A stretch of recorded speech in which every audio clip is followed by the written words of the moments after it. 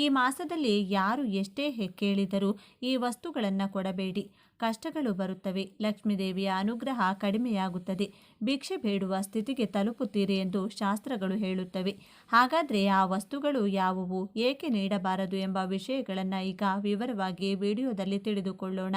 ಅದಕ್ಕೂ ಮುನ್ನ ನೀವಿನ್ನೂ ಚಾನಲ್ಗೆ ಸಬ್ಸ್ಕ್ರೈಬ್ ಆಗಿಲ್ಲ ಅಂದರೆ ಈಗಲೇ ಸಬ್ಸ್ಕ್ರೈಬ್ ಆಗಿ, ಹಾಗೆ ವಿಡಿಯೋಗೆ ಲೈಕ್ ಮಾಡಿ, ವಿಡಿಯೋ ಸ್ಕಿಪ್ ಮಾಡದೆ ಕೊನೆ ತನಕ ನೋಡಿ. ಎಲ್ಲರೂ ಭಕ್ತಿಯಿಂದ ಓಂ ಶ್ರೀ ಮಹಾಲಕ್ಷ್ಮಿ ನಮಃ ಅಂತ ಕಮೆಂಟ್ ಮಾಡಿ.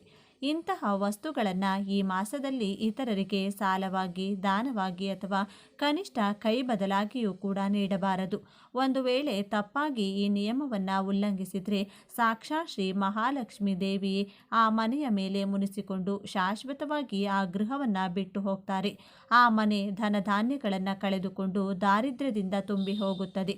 ಕೊನೆಗೆ ಆ ಕುಟುಂಬ ಸದಸ್ಯರು ಭಿಕ್ಷೆ ಬೇಡುವ ದಿನ ಸ್ಥಿತಿಗೆ ತಲುಪುತ್ತಾರೆ. ಆದ್ದರಿಂದಲೇ ಈ ಪವಿತ್ರವಾದ ಮಾಸದಲ್ಲಿ ಯಾವ ವಸ್ತುಗಳನ್ನು ಇತರರಿಗೆ ನೀಡಬಾರದು, ಅವುಗಳನ್ನು ನೀಡಿದರೆ ಇಂತಹ ಭೀಕರ ಪರಿಣಾಮಗಳು ಸಂಭವಿಸುತ್ತವೆಯೋ ಎಂದು ಪ್ರತಿಯೊಬ್ಬರೂ, ಮುಖ್ಯವಾಗಿ ಮಹಿಳೆಯರು ಕಡ್ಡಾಯವಾಗಿ ತಿಳಿದುಕೊಳ್ಳಬೇಕು. ಈ ಮಾಸದಲ್ಲಿ ಯಾರಿಗೂ ನೀಡಬಾರದ ಮೊದಲ ವಸ್ತು ಉಪ್ಪು. ಹೌದು, ಉಪ್ಪು ಸಾಕ್ಷಾತ್ ಲಕ್ಷ್ಮಿ ಸ್ವರೂಪ ಎಂದು ನಿಮಗೆಲ್ಲರಿಗೂ ತಿಳಿದಿದೆ. ಸಮುದ್ರ ಮಂಥನದಲ್ಲಿ ಲಕ್ಷ್ಮೀ ದೇವಿಯ ಜೊತೆಗೆ ಉಪ್ಪು ಕೂಡ ಹುಟ್ಟಿದೆ. ಆದ್ದರಿಂದಲೇ ಉಪ್ಪನ್ನು ನಾವು ಶ್ರೀ ಮಹಾಲಕ್ಷ್ಮಿಯಾಗಿ ಭಾವಿಸ್ತೇವೆ. ಸಾಮಾನ್ಯ ದಿನಗಳಲ್ಲಿ ಉಪ್ಪನ್ನು ಯಾರಿಗೂ ಕೈಗೆ ಕೊಡಬಾರದು ಎಂದು ಹೇಳ್ತಾರೆ. ಅಂತಹ ವಿಷ್ಣು ಮತ್ತು ಲಕ್ಷ್ಮೀ ದೇವಿಗೆ ಅತ್ಯಂತ ಪ್ರಿಯವಾದ ಈ ಮಾಸದಲ್ಲಿ ನೀವು ಮನೆಯಲ್ಲಿರುವ ಉಪ್ಪನ್ನು ಪಕ್ಕದ ಮನೆಯವರಿಗೆ, ಎದುರಿನ ಮನೆಯವರಿಗೆ ಸಾಲವಾಗಿ ಅಥವಾ ಅವರ ಮನೆಯಲ್ಲಿ ಮುಗಿದಿದೆ ಎಂದು ಕೇಳಿದರೆ ಸಹಾಯದ ಹೆಸರಿನಲ್ಲಿ ಅಪ್ಪಿತಪ್ಪಿಯೂ ಕೊಡಬಾರದು. ಸಾಯಂಕಾಲದ ಸಮಯದಲ್ಲಿ ಅಪ್ಪಿತಪ್ಪಿಯೂ ಕೊಡಬಾರದು. ಒಂದು ವೇಳೆ ಯಾರಾದರೂ ಬಂದು ಅಮ್ಮ ಅಡುಗೆಯಲ್ಲಿ ಉಪ್ಪು ಕಡಿಮೆಯಾಗಿದೆ, ಸ್ವಲ್ಪ ಉಪ್ಪಿದ್ದರೆ ಕೊಡಿ ಎಂದು ಕೇಳಿದರೆ ನಿರ್ದಾಕ್ಷಿಣ್ಯವಾಗಿ ಇಲ್ಲ ಎಂದು ಹೇಳಿಬಿಡಿ, ಅಥವಾ ಈಗ ಕೊಡಬಾರದು ಎಂದು ಹೇಳಿ. ಅಷ್ಟೇ ಹೊರತು ಅಯ್ಯೋ ಪಾಪ ಎಂದು ನಿಮ್ಮ ಡಬ್ಬದಲ್ಲಿರುವ ಉಪ್ಪನ್ನು ತೆಗೆದು ಅವರ ಕೈಗೆ ಹಾಕಿದರೆ ಆ ಕ್ಷಣವೇ ನಿಮ್ಮ ಮನೆಯಲ್ಲಿರುವ ಸಂಪತ್ತು ಅವರ ಮನೆಗೆ ವರ್ಗಾವಣೆಯಾಗುತ್ತದೆ. ಉಪ್ಪು ಹೇಗೆ ನೀರಿನಲ್ಲಿ ಕರಗಿ ಹೋಗುತ್ತದೆಯೋ ಹಾಗೆ ನಿಮ್ಮ ಮನೆಯಲ್ಲಿರುವ ಹಣವು ಅನಾವಶ್ಯಕ ಖರ್ಚುಗಳ ರೂಪದಲ್ಲಿ ಕರಗಿ ಹೋಗುತ್ತದೆ. ಆದ್ದರಿಂದ ಈ ಒಂದು ತಿಂಗಳು ಉಪ್ಪಿನ ವಿಷಯದಲ್ಲಿ ಬಹಳ ಜಾಗರೂಕರಾಗಿರಿ. ಎರಡನೆಯದು ಮತ್ತು ಅನೇಕ ಜನರು ಆಗಾಗ್ಗೆ ಕೊಡುವ ವಸ್ತು ಅಕ್ಕಿ. ಅನ್ನ ಪರಬ್ರಹ್ಮ ಸ್ವರೂಪ. ಅನ್ನದಾನ ಮಾಡುವುದು ಬಹಳ ದೊಡ್ಡ ವಿಷಯ ಎಂದು ನಮಗೆ ತಿಳಿದಿದೆ. ಆದರೆ ಇಲ್ಲಿ ನಾವು ನೆನಪಿಟ್ಟುಕೊಳ್ಳಬೇಕಾದ ವಿಷಯವೇನೆಂದರೆ, ಹಸಿದವರಿಗೆ ಅನ್ನ ಹಾಕುವುದು ಬೇರೆ, ನಮ್ಮ ಮನೆಯಲ್ಲಿ ಬಳಸುವ ಅಕ್ಕಿ ಡಬ್ಬದಿಂದ ಅಕ್ಕಿಯನ್ನು ತೆಗೆದು ಪಕ್ಕದ ಮನೆಯವರಿಗೆ ಸಾಲವಾಗಿ ಕೊಡುವುದು ಬೇರೆ. ಈ ಮಾಸದಲ್ಲಿ ನಮ್ಮ ಮನೆಯ ಅವಶ್ಯಕತೆಗಳಿಗಾಗಿ ತಂದ ಅಕ್ಕಿಯನ್ನು ಸಾಯಂಕಾಲದ ಸಮಯದಲ್ಲಿ ಅಥವಾ ರಾತ್ರಿಯಲ್ಲಿ ಇತರರಿಗೆ ನೀಡಬಾರದು. ಮುಖ್ಯವಾಗಿ ಸಂಧ್ಯಾ ಕಾಲ ಕಳೆದ ನಂತರ ಯಾರಿಗಾದರೂ ಅಕ್ಕಿ ಕೊಟ್ಟರೆ ಆ ಮನೆಯ ಯಜಮಾನನ ಆಯುಷ್ಯ ಕಡಿಮೆಯಾಗುತ್ತದೆ ಮತ್ತು ಆ ಮನೆಯಲ್ಲಿ ದಾರಿದ್ರ್ಯ ತಾಂಡವವಾಡುತ್ತದೆ ಎಂಬ ನಂಬಿಕೆ ಇದೆ. ಯಾರಾದರೂ ಬಡವರು ಹಸಿವು ಎಂದು ಬಂದರೆ ಅವರಿಗೆ ಹೊಟ್ಟೆ ತುಂಬ ಅನ್ನ ಹಾಕಿ, ಆದರೆ ನಮ್ಮ ಮನೆಯಲ್ಲಿ ಅಕ್ಕಿ ಮುಗಿದಿದೆ, ನಾಳೆ ತಂದು ಕೊಡ್ತೇನೆ, 2 ಗ್ಲಾಸ್ ಅಕ್ಕಿ ಕೊಡಿ ಎಂದು ಯಾರಾದರೂ ಕೇಳಿದರೆ ಮಾತ್ರ ಕೊಡಬೇಡಿ. ನಿಮ್ಮ ಮನೆಯಲ್ಲಿರುವ ಲಕ್ಷ್ಮಿಯನ್ನು ನೀವು ಹೊರಗೆ ಕಳುಹಿಸಬಾರದು. ಬೇಕಿದ್ರೆ ಅಕ್ಕಿಯ ಬದಲು ಬೇಯಿಸಿದ ಅನ್ನವನ್ನು ಕೊಡಿ ಅಷ್ಟೇ. ಆದರೆ ಈ ಮಾಸದಲ್ಲಿ ಅಕ್ಕಿಯನ್ನು ಸಾಲವಾಗಿ ಕೊಡುವುದು ಒಳ್ಳೆಯದಲ್ಲ. ಏಕೆಂದರೆ ಅಕ್ಕಿ ಕೊಡೋದ್ರಿಂದ ನಿಮ್ಮ ಜಾತಕದಲ್ಲಿ ಶುಕ್ರಬಲ ಕಡಿಮೆಯಾಗಿ ಆರ್ಥಿಕ ತೊಂದರೆಗಳುಂಟಾಗುವ ಸಾಧ್ಯತೆ ಇರುತ್ತದೆ. ಇನ್ನು ಮೂರನೆಯ ವಸ್ತು ಶನಿದೇವರಿಗೆ ಇಷ್ಟವಾದ ವಸ್ತು ಮತ್ತು ಶನಿ ಪ್ರಭಾವ ಇರುವ ವಸ್ತು. ಈ ಮಾಸದಲ್ಲಿ ನಾವು ನಿತ್ಯ ದೀಪಾರಾಧನೆ ಮಾಡ್ತೇವೆ. ದೀಪಲಕ್ಷ್ಮಿ ಸ್ವರೂಪ, ಆದರೆ ಅದರಲ್ಲಿ ಸುರಿಯುವ ಎಣ್ಣೆ ನಮ್ಮ ಕಷ್ಟಗಳನ್ನು ಹೋಗಲಾಡಿಸುವ ಸಾಧನ. ಈ ಸಮಯದಲ್ಲಿ ನೀವು ನಿಮ್ಮ ಮನೆಯಲ್ಲಿರುವ ನೀವು ಯಾರಿಗಾದರೂ ಸಾಲವಾಗಿ ನೀಡಿದರೆ ಅದರ ಕಷ್ಟಗಳನ್ನು ಮತ್ತು ಅವರ ಪ್ರಭಾವವನ್ನು ನೀವೇ ಆಹ್ವಾನಿಸಿದಂತಾಗುತ್ತದೆ. ಪಕ್ಕದ ಮನೆಯವರು ಸ್ವಲ್ಪ ಎಣ್ಣೆ ಕೊಡಿ ಎಂದು ಕೇಳಿದರೆ ದಯವಿಟ್ಟು ಕೊಡಬೇಡಿ. ಎಣ್ಣೆಯನ್ನು ದಾನ ಮಾಡಬೇಕೆಂದರೆ ಅದು ಕೇವಲ ಶನಿವಾರದಂದು ನವಗ್ರಹಗಳ ಬಳಿ ಅಥವಾ ದೇವಸ್ಥಾನದಲ್ಲಿ ಮಾತ್ರ ಮಾಡಬೇಕು ಹೊರತು ಮನೆಯ ಬಳಿ ಪಕ್ಕದವರಿಗೆ ಕೈ ಬದಲಾಗಿ ಕೊಡಬಾರದು. ಹಾಗೆ ಕೊಟ್ಟರೆ ಸಾಲದ ಬಾಧೆಗಳು ಸುತ್ತುವರಿಯುತ್ತವೆ. ನೀವು ಎಷ್ಟೇ ಸಂಪಾದಿಸಿದರೂ ಅದು ಎಣ್ಣೆಯಂತೆ ಸುಟ್ಟು ಹೋಗುತ್ತದೆ ಹೊರತು ಕೈಯಲ್ಲಿ ನಿಲ್ಲುವುದಿಲ್ಲ. ಆರೋಗ್ಯ ಸಮಸ್ಯೆಗಳು ಸಹ ಬರುವ ಅಪಾಯವಿದೆ. ಮುಂದಿನ ವಸ್ತು ಹಾಲು ಮತ್ತು ಮೊಸರು. ಶ್ರೀಕೃಷ್ಣನನ್ನು ಪೂಜಿಸುವಾಗ ಹಾಲು, ಮೊಸರು, ಬೆಣ್ಣೆ ಬೇಕು ಎಂದು ನಮಗೆ ತಿಳಿದಿದೆ. ಸಂಜೆ ಸಮಯದಲ್ಲಿ ಹಾಲು ಅಥವಾ ಮೊಸರನ್ನು ಯಾರಿಗೂ ಕೊಡಬಾರದು. ಹಾಲು ಶುಕ್ರ ಗ್ರಹಕ್ಕೆ ಮತ್ತು ಚಂದ್ರನಿಗೆ ಸಂಬಂಧಿಸಿದೆ. ಮೊಸರು ಕೂಡ ಅಷ್ಟೇ. ಇವುಗಳನ್ನು ಇತರರಿಗೆ ನೀಡಿದರೆ ನಿಮ್ಮ ಮನೆಯಲ್ಲಿರುವ ಮಾನಸಿಕ ನೆಮ್ಮದಿ ಹಾಳಾಗುತ್ತದೆ, ಮಕ್ಕಳ ಆರೋಗ್ಯ ಕೆಡುತ್ತದೆ, ನಿಮ್ಮ ಮನೆಯ ಅಭಿವೃದ್ಧಿ ಕುಂಠಿತವಾಗುತ್ತದೆ. ಹಾಲು ಉಕ್ಕಿದಂತೆ ಮನೆಯಲ್ಲಿ ಐಶ್ವರ್ಯ ಉಕ್ಕಿ ಹರಿಯಬೇಕೆಂದರೆ ಈ ಒಂದು ತಿಂಗಳು ಯಾರಿಗೂ ಹಾಲು ಮೊಸರು ಸಾಲವಾಗಿ ನೀಡಬೇಡಿ. ಒಂದು ವೇಳೆ ನೀಡಬೇಕಾಗಿ ಬಂದರೆ ಅದಕ್ಕೆ ಪ್ರತಿಯಾಗಿ ಹಣ ತೆಗೆದುಕೊಳ್ಳದೆ ಉಚಿತವಾಗಿ ನೀಡಬೇಡಿ. ಆದರೆ ಸಾಧ್ಯವಾದಷ್ಟು ಇದನ್ನು ತಪ್ಪಿಸುವುದೇ ಉತ್ತಮ. ಮುಖ್ಯವಾಗಿ ಮೊಸರನ್ನ ರಾತ್ರಿ ಹೊತ್ತು ಮನೆಯ ಹೊಸ್ತಿಲು ದಾಟಿಸಬಾರದು. ನಿಮ್ಮಿಂದ ವಂಶಾಭಿವೃದ್ಧಿಗೆ ಸಂಬಂಧಿಸಿದ ದೋಷಗಳು ಉಂಟಾಗುತ್ತವೆ ಎಂದು ಶಾಸ್ತ್ರ ಹೇಳುತ್ತದೆ. ಮತ್ತೊಂದು ಅಪಾಯಕಾರಿ ವಸ್ತು ಮೆಣಸು. ಸಾಮಾನ್ಯವಾಗಿ ನಾವು ಅಡುಗೆಯಲ್ಲಿ ಖಾರಕ್ಕಾಗಿ ಮೆಣಸನ್ನು ಬಳಸುತ್ತೇವೆ. ಆದರೆ ಜ್ಯೋತಿಷ್ಯ ಶಾಸ್ತ್ರದ ಪ್ರಕಾರ ಮೆಣಸು ರವಿಗ್ರಹಕ್ಕೆ ಮತ್ತು ಕುಜಗ್ರಹಕ್ಕೆ ಸಂಬಂಧಿಸಿದೆ. ಅಲ್ಲದೆ ಇವು ಉಗ್ರವಾಗಿವೆ, ಶಕ್ತಿಯನ್ನು ಹೊಂದಿರುತ್ತವೆ. ಈ ಮಾಸದಲ್ಲಿ ವಾತಾವರಣ ತುಂಬ ತಂಪಾಗಿರುತ್ತದೆ. ಈ ಸಮಯದಲ್ಲಿ ದೇಹದಲ್ಲಿ ಶಾಖವನ್ನು ಉತ್ಪಾದಿಸಲು ಮೆಣಸು ಬಳಸುವುದು ಒಳ್ಳೆಯದು. ಆದರೆ ಇವುಗಳನ್ನು ಯಾರಿಗಾದರೂ ದಾನವಾಗಿ ನೀಡಿದರೆ ಮಾತ್ರ ಜಗಳಗಳು ನಡೆಯುತ್ತವೆ. ಹೌದು, ನೀವು ಕೇಳಿದ್ದು ನಿಜ. ಮೆಣಸು ಯಾರಿಗಾದರೂ ಕೈಗೆ ಕೊಟ್ಟರೆ ತೆಗೆದುಕೊಂಡವರಿಗೆ ಮತ್ತು ಕೊಟ್ಟವರಿಗೆ ನಡುವೆ ಮನಸ್ತಾಪಗಳು, ಜಗಳಗಳು, ಶತ್ರುತ್ವ ಉಂಟಾಗುವ ಸಾಧ್ಯತೆ ಇರುತ್ತದೆ. ನಿಮ್ಮ ಸಂಬಂಧಿಕರೇ ಆಗಲಿ ಅಥವಾ ನಿಮ್ಮ ಪ್ರಾಣ ಸ್ನೇಹಿತರೇ ಆಗಲಿ, ಅವರು ಮೆಣಸು ಕೇಳಿದರೆ ಇಲ್ಲ ಎಂದು ಹೇಳಿ. ಇಲ್ಲದಿದ್ದರೆ ಆ ಮೆಣಸಿನ ಖಾರದಿಂದ ಸಂಬಂಧದಲ್ಲಿಯೂ ಖಾರ ಹೆಚ್ಚಾಗಿ ಅನಗತ್ಯ ಜಗಳಗಳು ಬಂದು ಮಾನಸಿಕ ಶಾಂತಿಯನ್ನು ಕಳೆದುಕೊಳ್ಳುತ್ತಾರೆ. ಮನೆಯಲ್ಲಿ ಕಲಹಗಳು ಹೆಚ್ಚಾಗಲು ಇದು ಒಂದು ಕಾರಣವಾಗುತ್ತದೆ. ಅಲ್ಲದೆ ಕಡಲೆ ಹಿಟ್ಟು. ಕಡಲೆಗಳು ಗುರು ಗ್ರಹಕ್ಕೆ ಸಂಬಂಧಿಸಿದ ಧಾನ್ಯ. ಈ ಮಾಸದಲ್ಲಿ ಗುರುಗಳು ನಮಗೆ ಬಹಳ ಅವಶ್ಯಕ. ಅಂತಹ ಸಮಯದಲ್ಲಿ ನೀವು ಕಡಲೆ ಹಿಟ್ಟನ್ನು ಯಾರಿಗಾದರೂ ನೀಡಿದರೆ ನಿಮ್ಮ ಗುರುಬಲ ಕಡಿಮೆಯಾಗುತ್ತದೆ. ನಿಮ್ಮ ಮನೆಯಲ್ಲಿ ಶುಭ ಕಾರ್ಯಗಳು ನಡೆಯುವುದು ತಡವಾಗುತ್ತಿದೆ. ಹಣಕಾಸಿನ ವಿಷಯಗಳಲ್ಲಿ ಹೋಗುವ ಸಾಧ್ಯತೆ ಇರುತ್ತದೆ. ಅಥವಾ ನೀವು ಯಾರಿಗಾದರೂ ಹಣವನ್ನು ಸಾಲವಾಗಿ ನೀಡಿದರೆ ಅದು ಹಿಂತಿರುಗಿ ಬರದೇ ಇರಬಹುದು. ಮಕ್ಕಳ ವಿದ್ಯಾಭ್ಯಾಸದ ಮೇಲೆ ಇದು ಪರಿಣಾಮ ಬೀರುತ್ತದೆ. ಆದ್ದರಿಂದ ಬಜ್ಜಿಗಳನ್ನು ಮಾಡಲು ಅಥವಾ ಪಕೋಡಗಳನ್ನು ಮಾಡಲು ನೆರೆಮನೆಯವರು ಕಡಲೆ ಹಿಟ್ಟನ್ನು ಕೇಳಿದರೆ ನಿರ್ದಾಕ್ಷಿಣ್ಯವಾಗಿ ನಿರಾಕರಿಸಿ. ನಿಮ್ಮ ಐಶ್ವರ್ಯವನ್ನು ಕಾಪಾಡಿಕೊಳ್ಳಿ. ಇದರ ಜೊತೆಗೆ ಈ ತಿಂಗಳಲ್ಲಿ ಕರ್ಪೂರವನ್ನು ಸಹ ಯಾರಿಗೂ ನೀಡಬಾರದು. ಕರ್ಪೂರವು ಮನೆಗೆ ಮತ್ತು ದೇವರಿಗೆ ಬೆಳಕನ್ನು ನೀಡುತ್ತದೆ. ಆರತಿ ಮಾಡುವಾಗ ಕರ್ಪೂರವನ್ನು ಬೆಳಗಿಸಿದರೆ ನಮ್ಮ ಕಷ್ಟಗಳೆಲ್ಲ ಮಂಜುಗಡ್ಡೆಯಂತೆ ಕರಗಿ ಹೋಗುತ್ತವೆ ಎಂದು ನಂಬುತ್ತೇವೆ. ಕರ್ಪೂರವು ಸಾಕ್ಷಾತ್ ಶುಕ್ರನಿಗೆ ವಿಶೇಷವಾಗಿದೆ. ನಮ್ಮ ಮನೆಯಲ್ಲಿ ನಿತ್ಯ ಬೆಳಗಿಸುವ ಕರ್ಪೂರ ಆರತಿಯು ನಮ್ಮ ವಂಶಕ್ಕೆ ತೇಜಸ್ಸನ್ನು ನೀಡುತ್ತದೆ. ಅಂತಹ ಕರ್ಪೂರವನ್ನು ನೀವು ಬೇರೆಯವರಿಗೆ ನೀಡಿದರೆ ನಿಮ್ಮ ಮನೆಯಲ್ಲಿ ಇರಬೇಕಾದ ತೇಜಸ್ಸನ್ನು, ನಿಮ್ಮ ಮನೆಯಲ್ಲಿ ಇರಬೇಕಾದ ಸಕಾರಾತ್ಮಕ ಶಕ್ತಿಯನ್ನು ಅವರಿಗೆ ನೀಡಿದಂತೆ. ನಮ್ಮ ಮನೆಯಲ್ಲಿ ಕರ್ಪೂರ ಮುಗಿದಿದೆ, ಆರತಿ ಮಾಡಬೇಕು, ಒಂದು ಬಿಲ್ಲೆ ಇದ್ದರೆ ಕೊಡಿ ಎಂದು ಯಾರಾದರೂ ಕೇಳಿದರೆ ದೇವರ ಕಾರ್ಯ ಅಲ್ವಾ ಎಂದು ಕೊಟ್ಟು ಬಿಡಬೇಡಿ. ಹಾಗೆ ನೀಡೋದ್ರಿಂದ ನಿಮ್ಮ ಮನೆಗೆ ಅರಿಷ್ಟ ಉಂಟಾಗುತ್ತದೆ.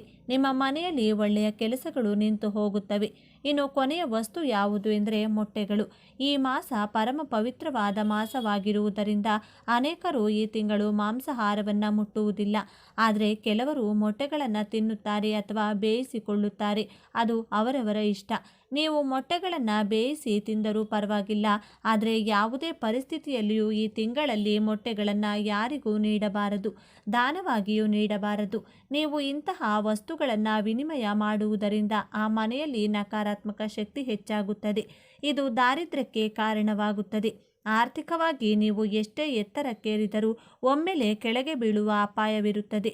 ಉಪ್ಪು, ಹಾಲು, ಮೊಸರು, ಮೆಣಸು, ಕಡಲೆ ಹಿಟ್ಟು, ಕರ್ಪೂರ, ಮೊಟ್ಟೆಗಳು ಈ 8 ವಸ್ತುಗಳನ್ನು ಯಾರಿಗೂ ದಾನವಾಗಿ, ಸಾಲವಾಗಿ ಅಥವಾ ಕೈ ಬದಲಾಗಿ ನೀಡಬಾರದು. ಸ್ನೇಹಿತರೆ, ಈ ಮಾಹಿತಿ ನಿಮಗೆ ಇಷ್ಟವಾಗಿದ್ದಲ್ಲಿ ದಯವಿಟ್ಟು ಶೇರ್ ಮಾಡಿ, ಲೈಕ್ ಮಾಡಿ ಮತ್ತು ನಮ್ಮ ಚಾನಲ್ಗೆ ಸಬ್ಸ್ಕ್ರೈಬ್ ಆಗಿ. ಎಲ್ಲರೂ ಭಕ್ತಿಯಿಂದ ಓಂ ಶ್ರೀ ಶನೇಶ್ವರ ನಮಃ ಅಂತ ಕಮೆಂಟ್ ಮಾಡಿ. ಈ ದಿನ ಒಂದು ಮುಷ್ಟಿ ಗೋಧಿ ಹಿಟ್ಟು ಹಾಗೂ ಕರಿಮೆಣಸಿನಿಂದ ಯಾವ ಕೆಲಸವನ್ನ ಮಾಡಿದರೆ ನಿಮ್ಮ ಜೀವನವು 24 ಗಂಟೆಗಳಲ್ಲಿ ಶಿವನ ಅನುಗ್ರಹದಿಂದ ಬದಲಾಗುತ್ತದೆ. ಅದೆಷ್ಟೇ ಕಷ್ಟಗಳಿಂದಲೂ ಪಾರ್ವತಿ ದೇವಿಯ ಕೃಪೆಯಿಂದ ಮುಟ್ಟಿದ್ದೆಲ್ಲ ಬಂಗಾರವಾಗುವಷ್ಟು ಅದೃಷ್ಟ ಕೂಡಿ ಬರುತ್ತೆ. ಯಾವ ದೇವರುಗಳನ್ನು ತಪ್ಪದೇ ಪೂಜಿಸಬೇಕು, ಯಾವ ಒಂದು ವಿಶೇಷ ಮಂತ್ರವನ್ನು ಹೇಳಿಕೊಳ್ಳಬೇಕು ಅಂತ ಇವತ್ತಿನ ಈ ವಿಡಿಯೋದಲ್ಲಿ ಸಂಪೂರ್ಣವಾಗಿ ತಿಳಿಸಿಕೊಡ್ತೀವಿ. ಬನ್ನಿ. ಇನ್ನು ಮೊಸರು ಹಾಗೂ 3 ಚಿಟಿಕೆ ಕುಂಕುಮದಿಂದ ಈ ಕೆಲಸವನ್ನ ಮಾಡಿ ನೀವು ಕೇಳಿದ ಕೋರಿಕೆಗಳು ನೆರವೇರುತ್ತದೆ. ಸಾಕ್ಷಾತ್ ಮಹಾಲಕ್ಷ್ಮಿ ಹಾಗೂ ದುರ್ಗಾದೇವಿಯ ಅನುಗ್ರಹಕ್ಕೋಸ್ಕರ ಯಾವ ಕೆಲಸಗಳನ್ನು ಈ ಶುಕ್ರವಾರ ಮಾಡಿಕೊಳ್ಬೇಕು ಯಾವ ವಿಶೇಷ ಎಲೆಯನ್ನು ಮನೆಗೆ ತಂದರೆ ದುಷ್ಟಶಕ್ತಿಗಳು ನಾಶವಾಗಿ ಹಣ, ಆರೋಗ್ಯ, ನೆಮ್ಮದಿ ಪ್ರಾಪ್ತಿಯಾಗುತ್ತದೆ ಎಂದು ಇವತ್ತಿನ ಈ ವಿಡಿಯೋದಲ್ಲಿ ಸಂಪೂರ್ಣವಾಗಿ ತಿಳಿಸಿಕೊಡ್ತೀವಿ. ಬನ್ನಿ, ಎಲ್ಲರೂ ಭಕ್ತಿಯಿಂದ ಜೈ ಮಹಾಲಕ್ಷ್ಮಿ ಅಂತ ಕಮೆಂಟ್ ಮಾಡಿ. ಎಷ್ಟೋ ಜನ ಕಾಯುತ್ತೀರಿ. ದೇವಿಗೆ ಅತ್ಯಂತ ಪ್ರಿಯವಾದ ಮಾಸವಾಗಿದೆ. ಈ ಮಾಸದಲ್ಲಿ ಬರುವ ಶುಕ್ರವಾರಗಳೆಂದು ಮಾಡುವ ಪೂಜೆ ಅನುಷ್ಠಾನಗಳು ದುರ್ಗಾ ಮಾತೆಗೆ, ಲಕ್ಷ್ಮೀ ದೇವಿಗೆ ಅತ್ಯಂತ ಪ್ರಿಯವಾಗುತ್ತದೆ. ಶುಕ್ರವಾರದಂದು ಮನೆಗೆ ತಪ್ಪದೆ ಬೇವಿನ ಎಲೆಗಳನ್ನು ತನ್ನಿ. ಮನೆಯಲ್ಲಿ ಕಳಸ ಇಡುವ ಪದ್ಧತಿ ಇದ್ದರೆ ತಪ್ಪದೆ ಕಳಸ ಇಡುವ ಪದ್ಧತಿ ಇಲ್ಲವೆಂದರೂ ಚಿಕ್ಕದಾಗಿ ಕಲಶ ಇಟ್ಟು ಈ ಒಂದು ವಿಧಾನವನ್ನು ಪಾಲಿಸಿ. ಒಂದು ಚೊಂಬಿಗೆ ನೀರು ತುಂಬಿಸಿ ಅದರಲ್ಲಿ ಬೇವಿನ ಎಲೆಗಳನ್ನು ಹಾಕಿ ಅರಿಶಿನ, ಕುಂಕುಮ, ಅಕ್ಷತೆ, ಒಂದು ನಾಣ್ಯ, ಒಂದು ನಿಂಬೆಹಣ್ಣನ್ನು ಕಲಶಕ್ಕೆ ಹಾಕಿ ಕಲಶಕ್ಕೆ ಒಂದು ಸುತ್ತು ಅರಿಶಿನದ ದಾರವನ್ನು ಕಟ್ಟಿ ಕಲಶದ ಮುಂದೆ ಸಿಹಿ ನೈವೇದ್ಯ ಇಟ್ಟು ದುರ್ಗಾ ಮಾತೆಗೆ ಹೀಗೆ ಬೇಡಿಕೊಳ್ಳಿ. ಅಮ್ಮ ದುರ್ಗೆ, ಚೌಡೇಶ್ವರಿ, ಚಾಮುಂಡೇಶ್ವರಿ, ಕಾಳಿಕಾದೇವಿ, ಗ್ರಾಮ ದೇವತೆ, ಹೀಗೆ ನಿಮಗೆ ಇಷ್ಟವಾದ ದೇವಿ ದೇವತೆಗಳ ಹೆಸರನ್ನು ಹೇಳಿ. ಎಷ್ಟೋ ಕುಟುಂಬಗಳಿಗೆ 100ರಲ್ಲಿ 90ರಷ್ಟು ಮನೆತನಗಳಿಗೆ ಹೆಣ್ಣು ದೇವರೇ ಮನೆ ದೇವರಾಗಿರುತ್ತಾರೆ. ದೇವಿಯ ಹೆಸರನ್ನ ಹೇಳಿ ಕಲಶ ಇಟ್ಟು ಮದುವೆ ಸಂಕಲ್ಪ, ಸಂತಾನದ ಸಂಕಲ್ಪ, ಸಾಲ ತೀರುವಂತಹ ಸಂಕಲ್ಪ, ಆರೋಗ್ಯ, ಹಣ, ವಿದ್ಯೆ, ಹೊಸ ಉದ್ಯೋಗ, ಶತ್ರುಬಾಧೆ, ಯಾವುದೇ ಕಷ್ಟಗಳಿದ್ದರೂ ದೂರ ಮಾಡುತ್ತಾ ಎಂದು ಭಕ್ತಿಯಿಂದ ಬೇಡಿಕೊಳ್ಳಿ. ಮೊಸರನ್ನದ ಜೊತೆಗೆ ಸಿಹಿ ಪೊಂಗಲನ್ನು ಮಾಡಿ ಕಲಶದ ಮುಂದೆ ನೈವೇದ್ಯವನ್ನು ಇಡಿ. ದುರ್ಗಾ ಅಷ್ಟೋತ್ತರ, ಲಲಿತ ಸಹಸ್ರನಾಮ ಪಾರಾಯಣ ಮಾಡುತ್ತಾ ಶುಕ್ರವಾರದ ಪೂಜೆಯನ್ನು ಮಾಡಿಕೊಳ್ಳಿ.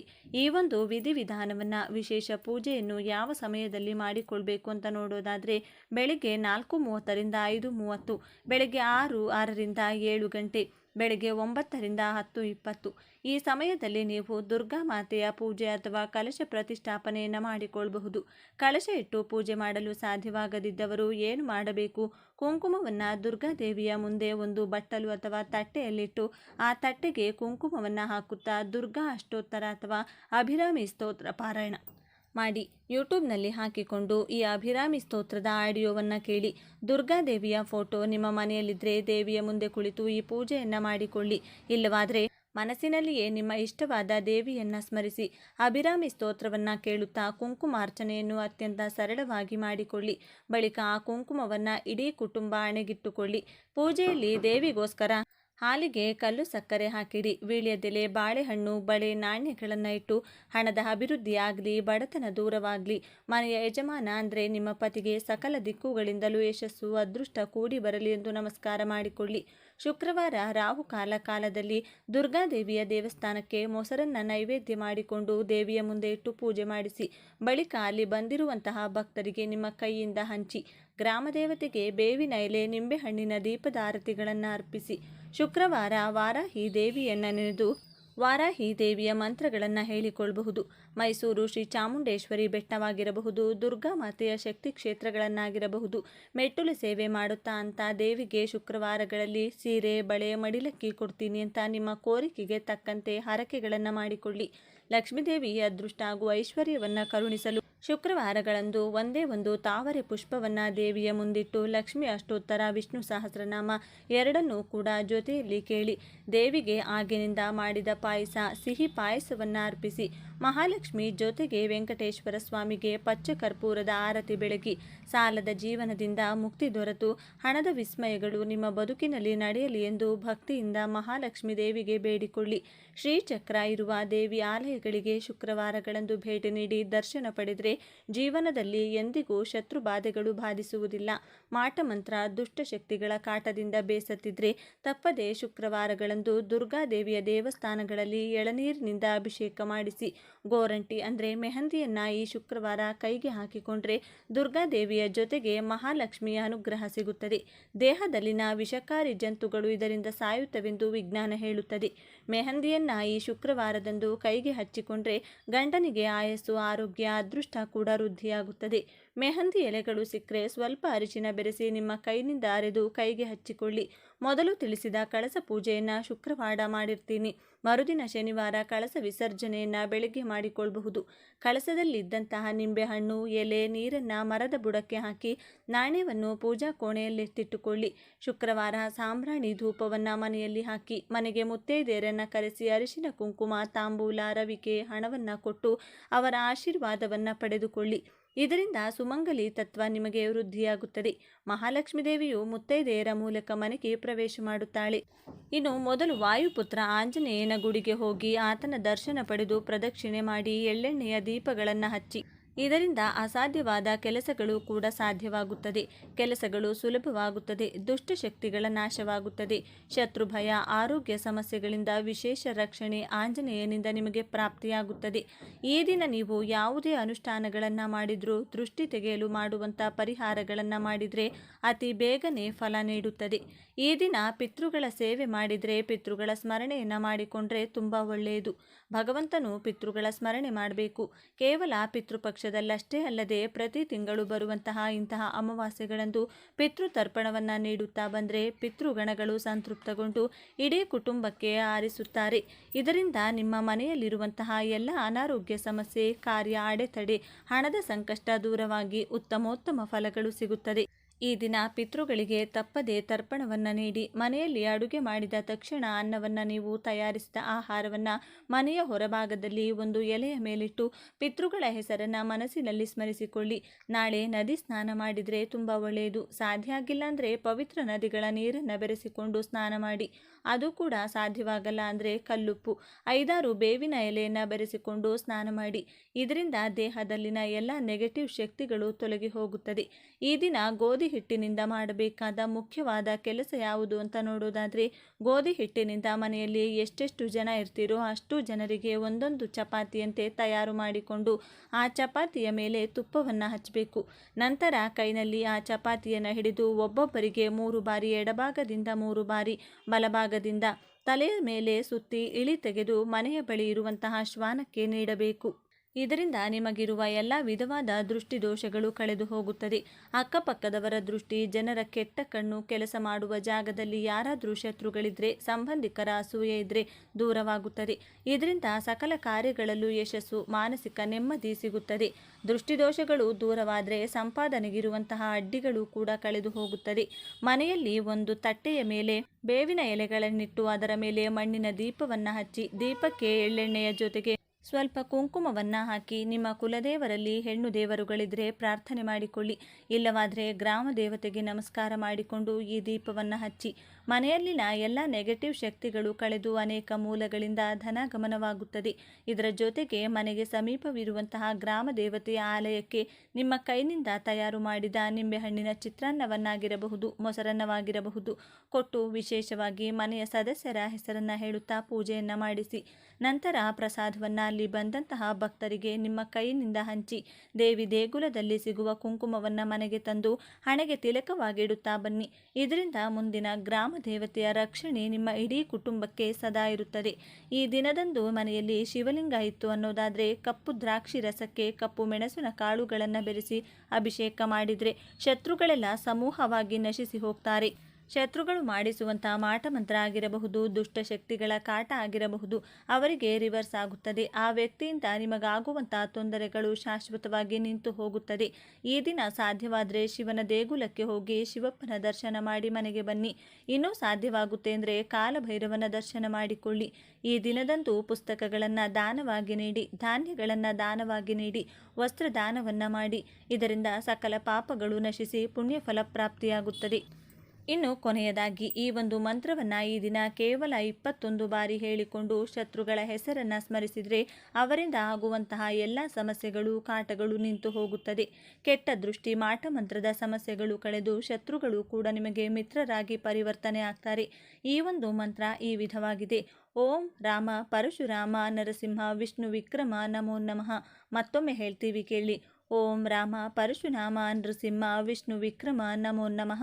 ಈ ಒಂದು ಅದ್ಭುತವಾದ ಮಂತ್ರವನ್ನು ನಾಳೆಯ ದಿನ ಸಾಧ್ಯವಾದಷ್ಟು ಬಾರಿ ಹೇಳಿಕೊಂಡು ವಿಷ್ಣು ದೇವರನ್ನು ವಿವಿಧ ರೀತಿಯಲ್ಲಿ ಸ್ಮರಿಸಿಕೊಳ್ಳಿ. ನೋಡಿದ್ರಲ್ಲ, ಶುಕ್ರವಾರದಂದು ಯಾವೆಲ್ಲ ಕೆಲಸಗಳನ್ನು ಮಾಡಿದರೆ ದುರ್ಗಾ ಮಾತೆ ಹಾಗೂ ಸಾಕ್ಷಾತ್ ಶ್ರೀ ಮಹಾಲಕ್ಷ್ಮೀ ದೇವಿಯು ಮನೆಗೆ ಬಂದು ಕುಟುಂಬದ ರಕ್ಷಣೆ ಮಾಡ್ತಾಳೆ ಅಂತ ಇವತ್ತಿನ ಈ ವಿಡಿಯೋದಲ್ಲಿ ತಿಳಿಸಿಕೊಟ್ಟಿದ್ದೇವೆ. ಈ ಮಾಹಿತಿ ನಿಮಗೆ ಇಷ್ಟವಾದರೆ ಜೈ ದುರ್ಗಾ ಮಾತೆ, ಜೈ ಮಹಾಲಕ್ಷ್ಮೀ ದೇವಿ ಅಂತ ಬರೆದು ಈ ವಿಡಿಯೋವನ್ನು ಪ್ರತಿಯೊಬ್ಬರಿಗೂ ಶೇರ್ ಮಾಡಿ. ಮುಂದಿನ ಬಾರಿ ಮತ್ತೊಂದು ವಿಶೇಷ ದೈವ ಮಾಹಿತಿಯೊಂದಿಗೆ ನಿಮ್ಮ ಚಾನಲ್ ಮೂಲಕ ಭೇಟಿಯಾಗೋಣ. ಧನ್ಯವಾದಗಳು ಸ್ನೇಹಿತರೆ.